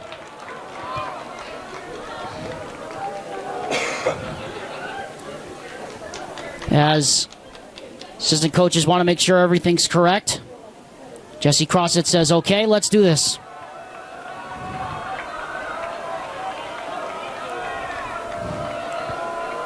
One pitch.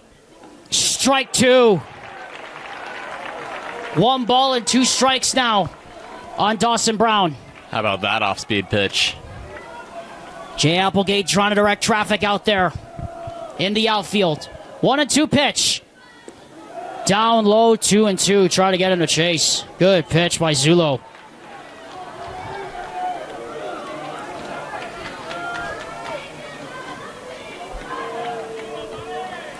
Two. Tying run on first. Here it is. Just outside, 3 balls and 2 strikes. And the count goes full.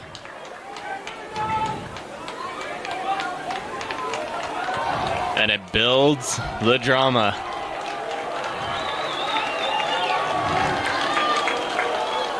Three-two pitch. Ball 4.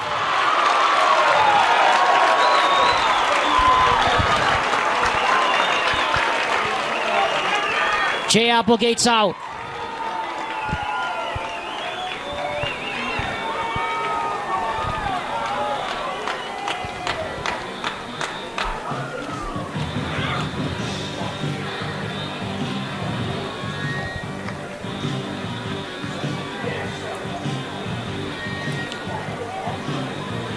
Two-one the score. Riverton in need of outs. What has been a wild night of baseball here at Larry H. Miller Field. The scoreboard certainly doesn't show it, but the play on the field certainly does. These are two teams that are just leaving everything out on the field like there is no tomorrow. Applegate will not motion for the bullpen just yet. The tying run on second in scoring position. The potential go-ahead run on first base. And here is Tanner Heaps, the first baseman. And look at that shift that he has. He has a big gap there as a righty to the left side of the infield. Zulo does a look back, and the pitch. Tried to drop the bunt down. Ball 1. Tried the sacrifice squeeze on. Did Tanner Heaps. 1-0 pitch. That one just misses. 2 balls and no strikes.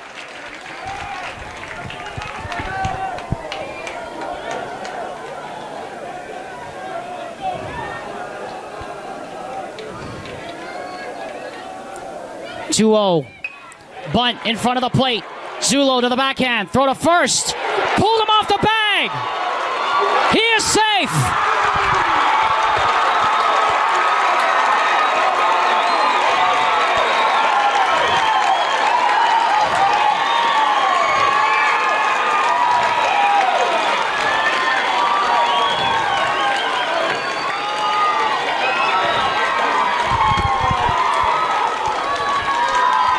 This Lehi crowd seems to be getting louder and louder and louder. Jay Applegate still has not made a motion for his bullpen.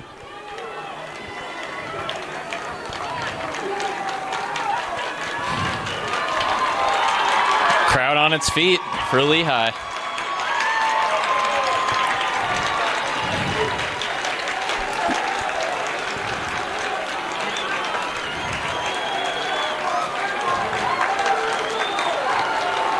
Bases loaded.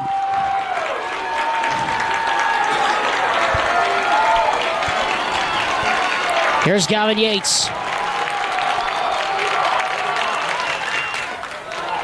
Strike down the heart of the plate. Good pitch.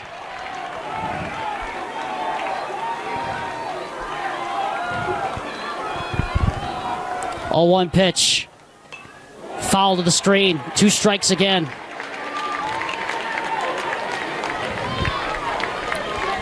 Ozzie Williams stands on deck. Bays Madsen in the hole.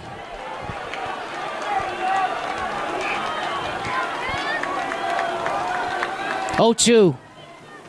Down low. Good waste pitch there from Zulo.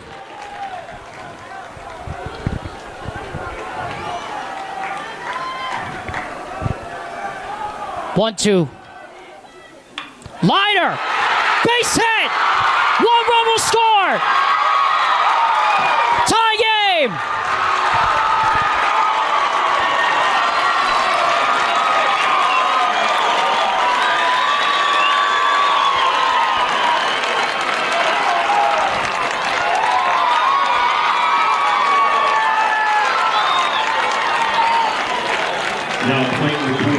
Ozzie Williams.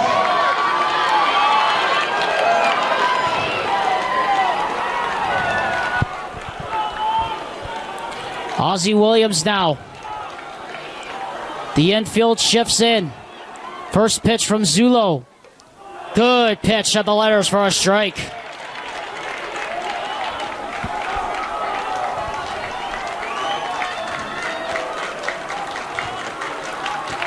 Oh, 1 pitch. Strike 2.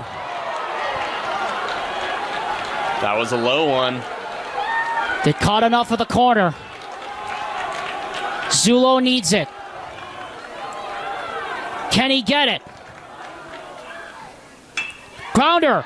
Back to the pitcher. Throw home. Out there. And this game remains tied for now. Great. What a clutch play by Dylan Zulo. 1-2 put out.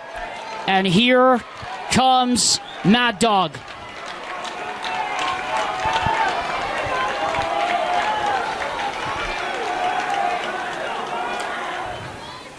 First pitch swinging. Liner to left. Is that going to be deep enough? Here comes the run. Yes!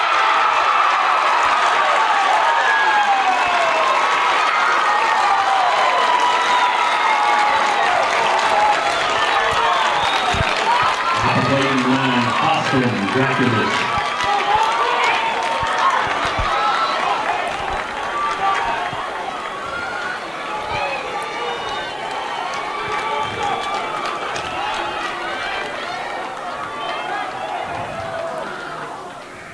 Boston Draculage takes up an in ball 1.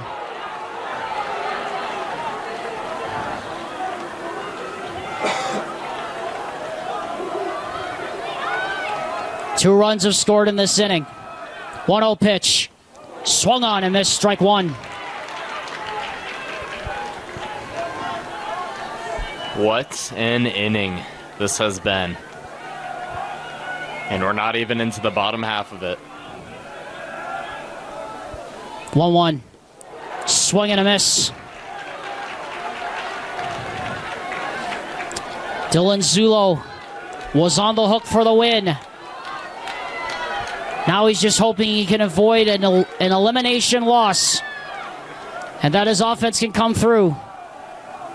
1-2 the pitch. Down low in the dirt, 2-2. Well, here's your deuces wild here, Alex. 2 balls, 2 strikes, 2 runners, 2 out.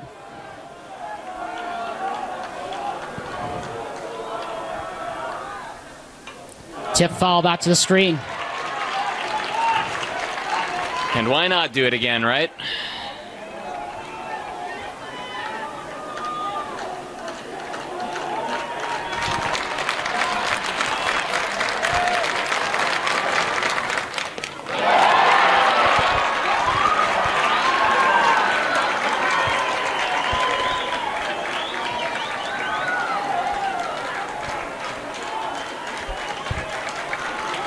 A script you can't even write.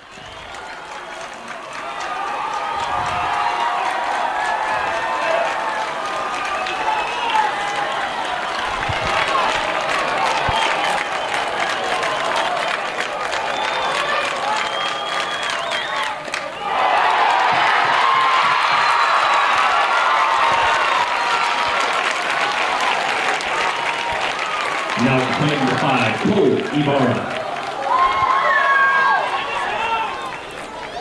Cole Ibarra comes up to the plate now as the home plate umpire Jesse Crossett will make sure that his lineup cards are correct as a last measure of precaution. Looks over to Jay Applegate, says we're good.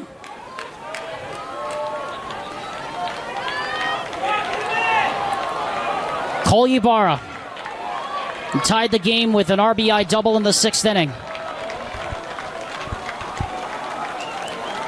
First pitch. That one misses the corner, ball 1.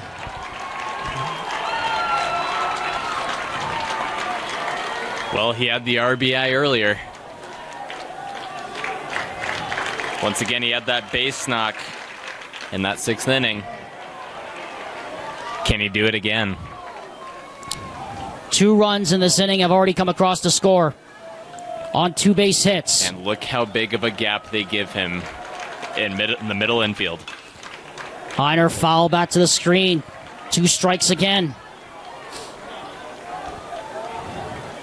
Can Dylan Zulo finally shut the door and give his team a chance in the bottom of the 7th?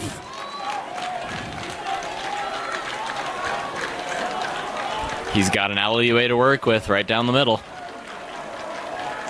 The pitch. Foul.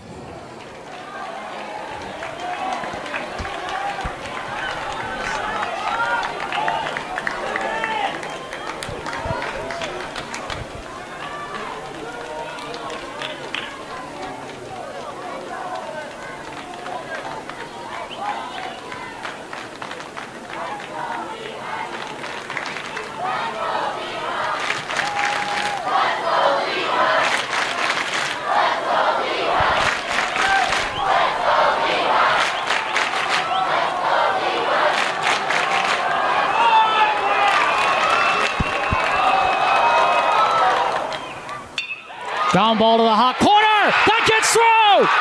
1 run is in. Here comes the second.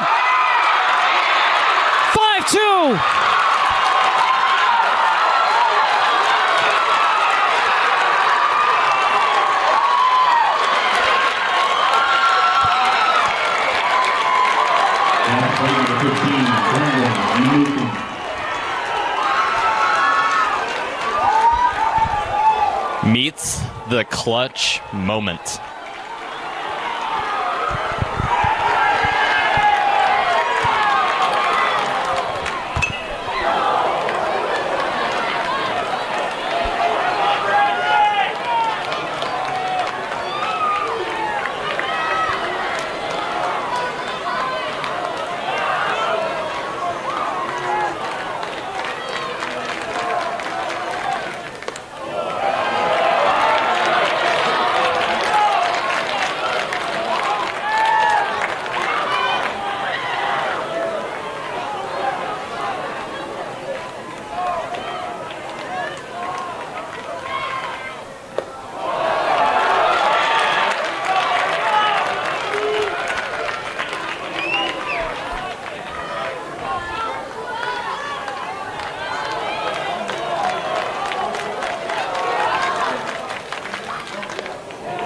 Strike 2.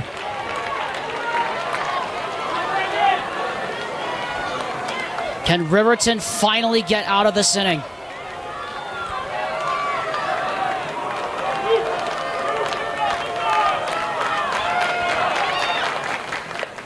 Yes! The damage is done. And just listen to this crowd.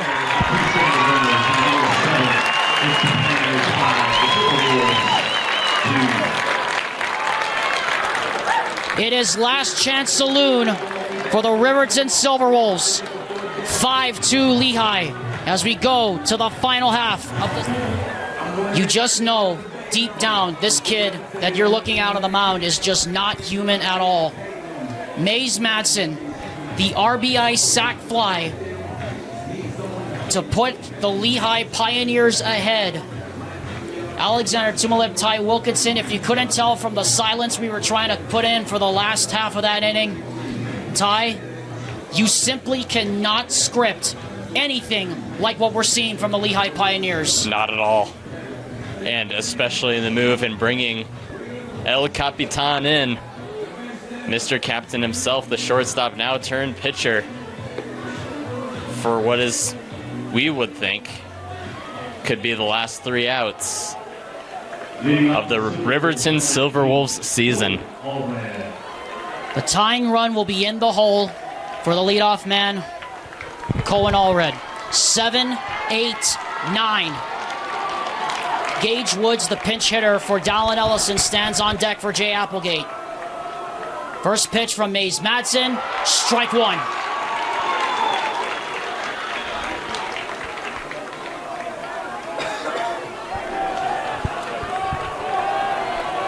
0-1. Strike two.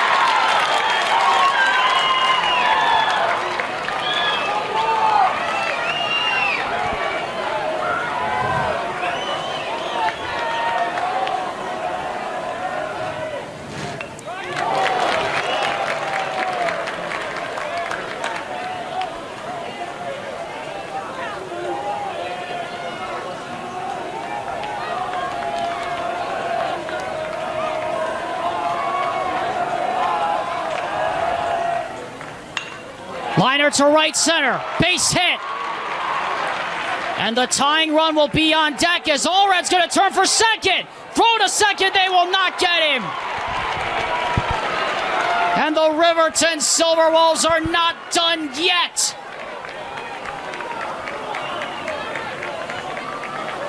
Now hitting number 4, Gage Woods. Gage Woods now comes in. He'll pinch hit for Dallin Ellison. As the assistant will come out to Jesse Crossett here at home plate. And Eric Madsen will take an opportunity to go out to the mound and talk with his pitcher. Ty, I was just turning to you and just talking with you about this. The drama might just be getting started here in this bottom of the 7th inning. It very well could be the case. Already Riverton with a base runner that they're looking for. And a spark that they needed, especially against a very tough and physical player in Mays Madsen at the plate. Mays Madsen with the go-ahead sac fly RBI in the top of the 7th. He's now in line for the win. Dylan Zulo is lined up for the loss. McCade Ortiz and Corin Walker went toe-to-toe for 6 innings, but both will receive no decisions. And here we are.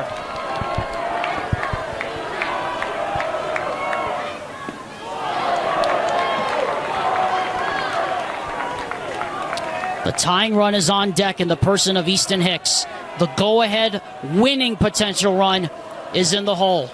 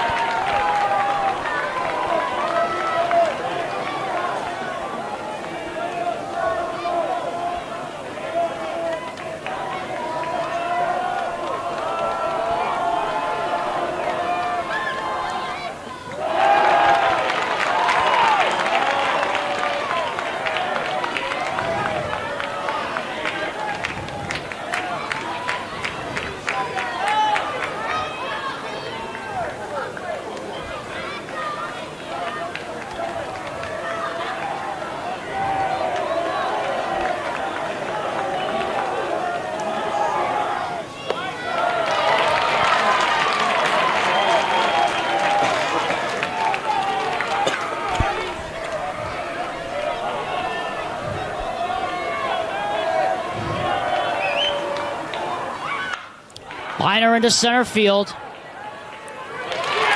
Yates makes the catch, tagging, and going to third is Allred. He will get in there safely. But it'll cost the Riverton Silverwolves a precious out.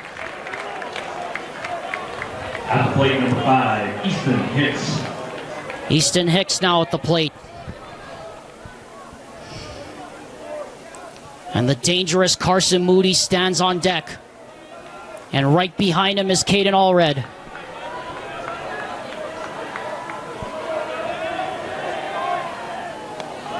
Good pitch, strike one.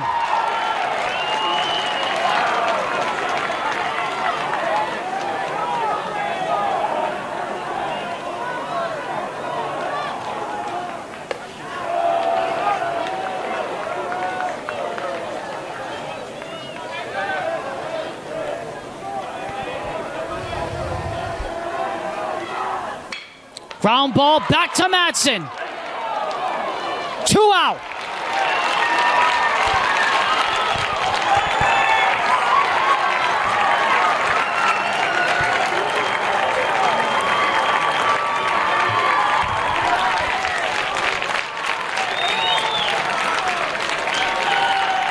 One out away from the most improbable trip to the 6A finals in their first year in the division.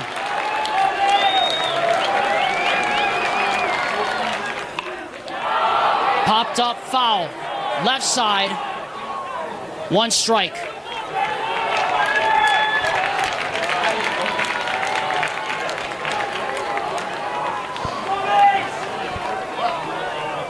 Mays Madsen in line for the win.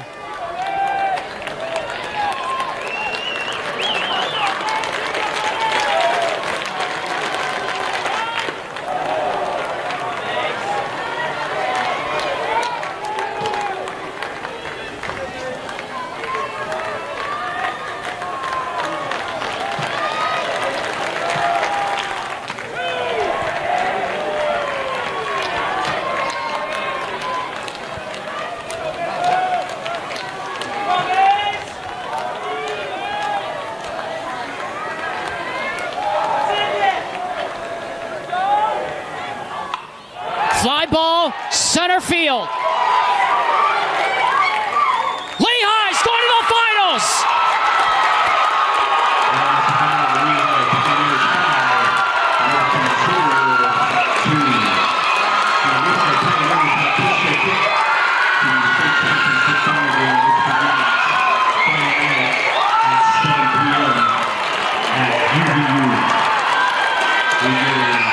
Congratulations to the Riverton Silverwolves to the next season. And great playoff week 1. Win by all years, you pack your things this evening, make sure you grab all your personal belongings and any trash that might be around you, make sure it gets to a trash receptacle. We thank you for coming and participating. And we'll see you soon.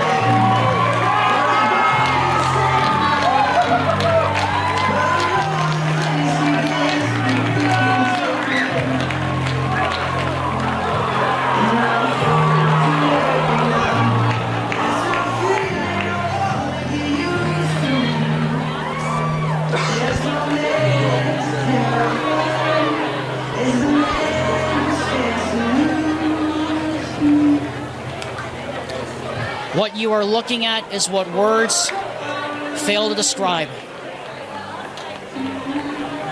We'll be right back to wrap it up after this.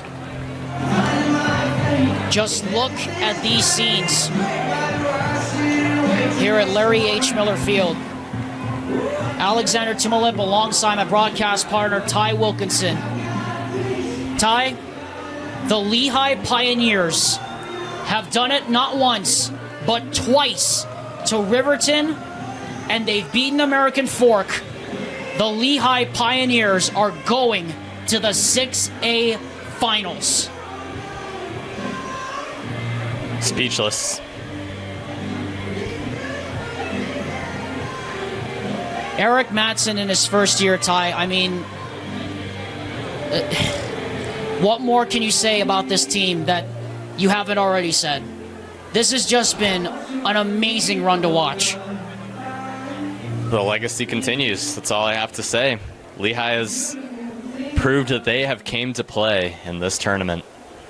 And in their first year in 6A, no less, Ty, I mean, it is so hard for anybody to come in and beat Riverton and American Fork in any sequence, but to do it twice, to beat Riverton twice, and to beat American Fork, once dominating Riverton, and then both of these games coming from behind to win it. I mean, you cannot say enough about the job Eric Madsen has done with this team. I don't know whoever has the script in their hands, but I give props to you because I can't put into words what I'm trying to describe, which is on the field right now, Alex. And Ty, congratulations to Riverton. Class act as always, Jay Applegate. But my gosh, your heart breaks for Dylan Zulo, who gave up those 4 runs in the top half of the 7th inning. Can you just put a bow on what Riverton has done this season? I mean, they came so close. They came within 3 outs of forcing a decisive 3rd game tomorrow. But we know Jay Applegate's crew. Credit to them. We know that they will be around for a very, very, very long time. It is true, and to put a bow on that, it's just an unfortunate circumstance going into that 7th inning, and Lehi just basically took over in the batting perspective. Started off with a base hit, and then from there it goes on. A walk, another base hit, a single, another base hit to close the bases for Gavin Yates, fielder's choice, a flyout, then another walk, followed by a single. So Ty, now, as we turn our attention back to Lehi, we present our Heidemann and Associates Player of the Game. The man who got the win and who came in to save the day with the RBI sac fly. Come on. What a story Mays Matson is writing himself in this tournament. Absolutely unbelievable. He takes the captain role into his own hands, and boy does he take it seriously. And he came into that Lehi huddle with open arms and a celebration saying, boys, guess where we're going? We just punched our ticket. And that ticket will go to Lehi, their first year in 6A. They are going to the finals at UVU. Ty, we know there will be one game tomorrow, but once again, our thoughts and our feelings turn to Dusty Litzer. I mean, 2 days in a row now. I mean, it's hard not to get emotional thinking about him. How awesome it would have been to have him here calling the games, but it was a complete honor to do this, and guess what? We get to see Lehi all over again on Friday. And what a game that'll be, whoever Lehi will face. We'll find out who they will face tomorrow. Join us at 4 o'clock p.m. for Corner Canyon against Mountain Ridge to find out who will punch the other ticket to the 6A baseball finals. So, Ty, let's get rested. Let's get ready. We got one more tomorrow. Let's do it. What a night here at Larry H. Miller Field. For Ty Wilkinson, for Wilson Gustafson and Josh Dodge on the camera, and Vince Francis. My name is Alexander Timolip. You have been watching the 6A UHSAA baseball tournament on KSL Sports Rewind. Were you ever? The final score, Lehi upsets Riverton 5-2, and the Pioneers have punched their ticket to the 6A finals. Until tomorrow, everyone. We'll see you late. We'll see you then. Aloha from Utah, and good night.